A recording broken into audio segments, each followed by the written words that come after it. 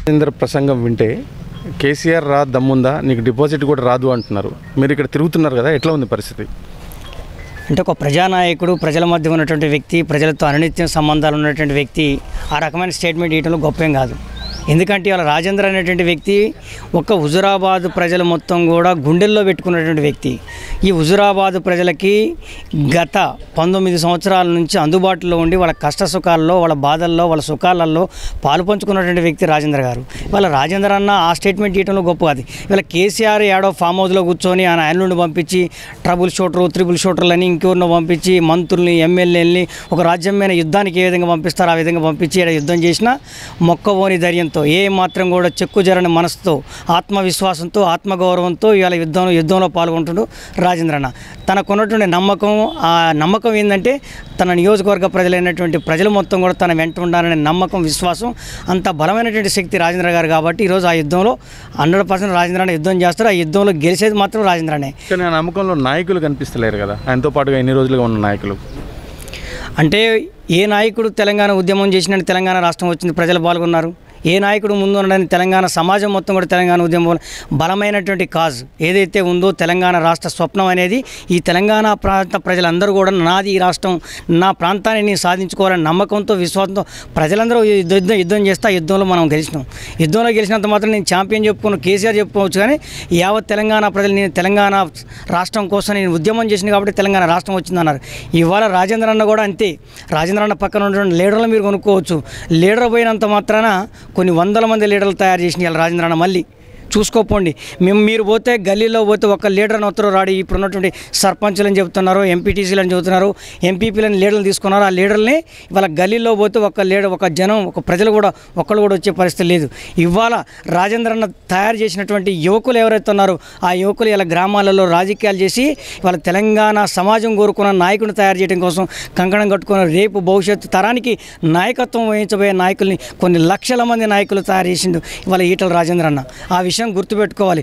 నాయకుడనేవాడు ప్రజల మధ్య నుంచి రావాలి. ఆ ప్రజల మధ్య నుంచి వచ్చిన నాయకుడు అమ్ముడుపోయినటువంటి నాయకత్వం ఇది. ఆ అమ్ముడుపోయిన నాయకత్వాన్ని ప్రజలు విశ్వసించే పరిస్థితులు లేరు.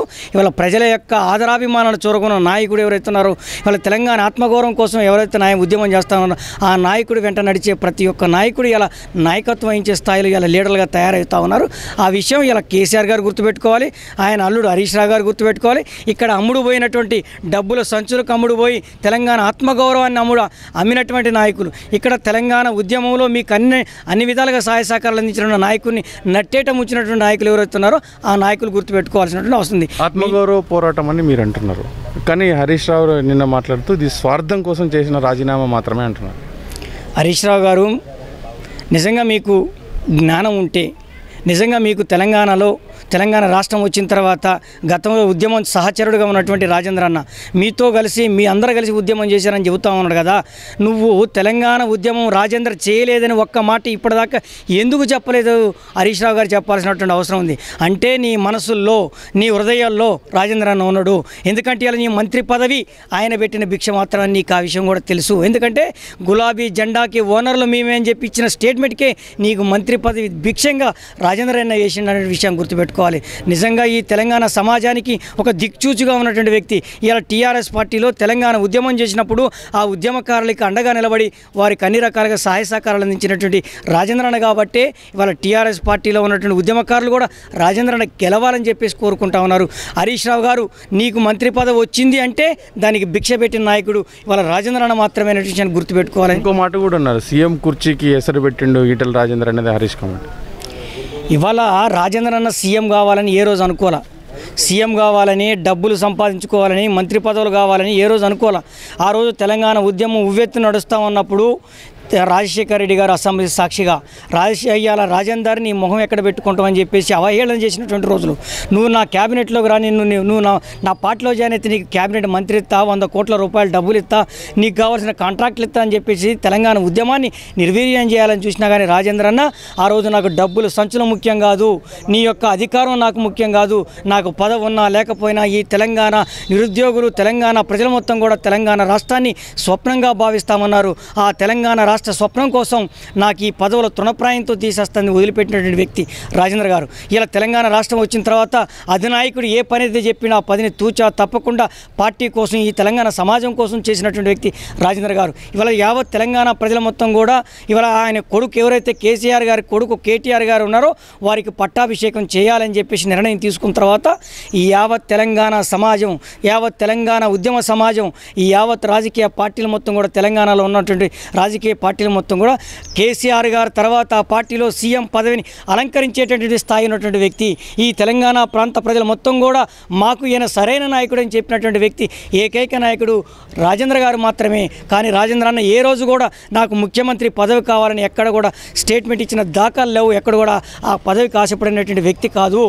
ఆయన పనితనాన్ని చూసి, ఆయన యొక్క నిస్వార్థ సేవను చూసి, తెలంగాణ ఉద్యమంలో ఆయన వేసినటువంటి అడుగులు చూసి ఈ తెలంగాణ సమాజం ఆయన కోరుకుంది తప్పనిచ్చి ఆయన ఎక్కడ కూడా ఈ పదవుల కోసం ఆశపడలేదు అనేటువంటి విషయాన్ని మీరు గమనించాలని చెప్పి సందర్భంగా తెలియజేస్తాం. తెలంగాణ రాష్ట్రంలో ఎన్నికలు అంటేనే డబ్బులు, డబ్బులు అంటేనే ఎన్నికలు అనే విధంగా తయారైన చందంలో మొన్న చూసాం ఎమ్మెల్సీ ఎన్నికల్లో యువత, చదువుకున్న వాళ్ళు, టీచర్లు ఇట్లాంటి వాళ్ళే లైన్లో నిల్చొని మరి వాళ్ళు పెట్టిన బిర్యానీ తిని డబ్బులు తీసుకొని వాళ్ళకే ఓటేసి గెలిపించారు కదా. డబ్బుల ప్రభావం ఉండదంటారా? మరి ఒకటి, తెలంగాణ సమాజం బాధను కొంతవరకు భరించింది. తెలంగాణ సాయుధ పోరాటాన్ని చూసినాం, తెలంగాణ రాష్ట్ర ఉద్యమాన్ని చూసినాం. ఇప్పటిదాకా జరిగినటువంటి తంతంతా వేరు. ఈ యుద్ధం ఇక ఆఖరి దశకు వచ్చింది.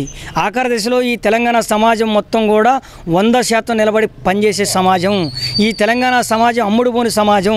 ఈ తెలంగాణ సమాజం అవసరమైతే చావుకు ఎదురొడ్డినటువంటి చరిత్ర ఉన్నటువంటి సమాజం. అవసరమైతే ఉరితాళ్లను కూడా ముద్దాడిన సమాజం. ఈ రాజేంద్ర అన్న విజయం అనేది తెలంగాణకు పట్టినటువంటి శనిని వదిలించడం కోసం ఇది ఆఖరి అంకంగా భావిస్తూ ఉన్నారు.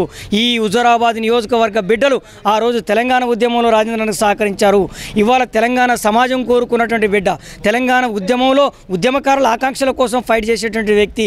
రేపు యావత్ తెలంగాణ ప్రజలు మొత్తం కూడా మాకు ఇలాంటి నాయకుడు కావాలనుకున్న నాయకుడు ఎవరైతే ఉన్నారో ఆ రాజేంద్ర అన్న విజయం కోసం ఈ నియోజకవర్గ ప్రజలు తమ అన్నం లేకుండా పస్తులైనా ఉంటారు, తమ మీద ఎన్ని కేసులైనా భరించడానికి సిద్ధంగా ఉన్నారు, ఎన్ని అక్రమ కేసులు భరించడానికైనా సిద్ధంగా ఉన్నారు, ఎన్ని లాఠీ దెబ్బలు తినడానికైనా సహించే సిద్ధంగా ఉన్నారు. కానీ మా నాయకుడు ఈ తెలంగాణ ప్రాంతంలో అందరి ప్రజలు కోరుకున్న నాయకుడుగా ఉన్న నాయకుడు, ఆ నాయకుడిని గెలిపించడం కోసం ఎంతటి త్యాగాలకైనా సిద్ధం అని చెప్పేసి ఈ హుజూరాబాద్ ప్రజలు మొత్తం కూడా సిద్ధంగా ఉన్నారు.